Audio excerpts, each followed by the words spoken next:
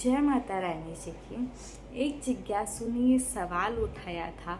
आज हम उसी विषय पर बात करेंगे जो हर किसी के मन में छुपा है।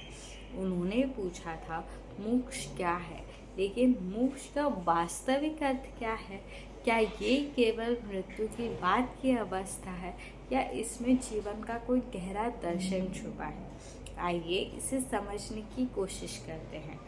सबसे पहले मोक्ष को समझने के लिए हमें अपने जीवन के मूल प्रश्नों पर विचार करना होगा।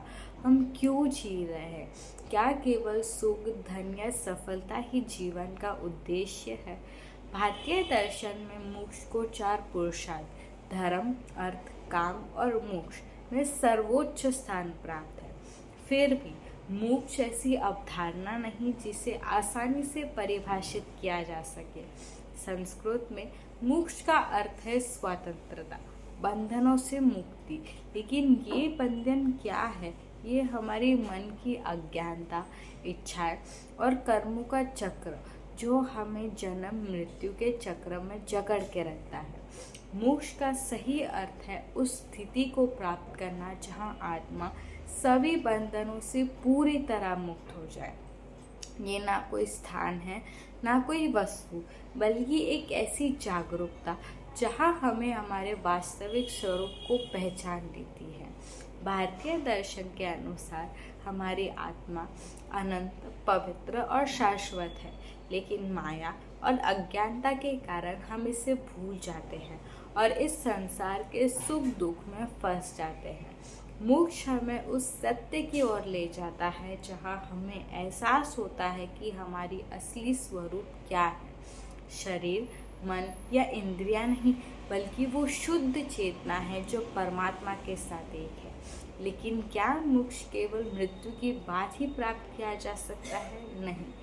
कई दर्शन और संत कहते हैं कि मोक्ष को जीवित रहते भी हासिल किया जा सकता है। इसे जीवन मुक्ति कहते हैं। भगवत गीता में श्री कृष्ण कहते हैं, जो व्यक्ति कर्म करता है लेकिन फल की इच्छा से मुक्त रहता है, वो मोक्ष के पथ पर आगे बढ़ता है।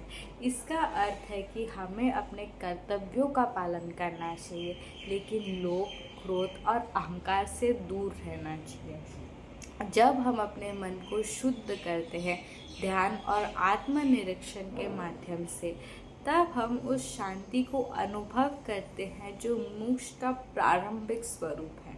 मोक्ष का मार्ग आसान नहीं, ये एक ऐसी यात्रा है जिसमें हम अपनी कमियों को स्वीकार करना पड़ता है, अपनी इच्छाओं पर नियंत्रण रखना पड़ता है और सत्य की खोज में निरंतर आगे बढ़ना पड़ता है।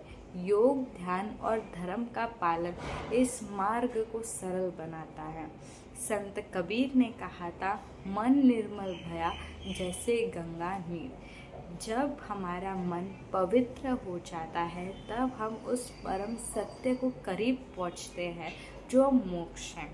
मोक्ष का अर्थ केवल मृत्यु से मुक्ति नहीं, बल्कि जीवन में उस सत्य को जानना है जो हमें हर बंधनों से मुक्त करती है। यह वो अवस्था है जहाँ भय, दुख और अशांति का कोई स्थान नहीं।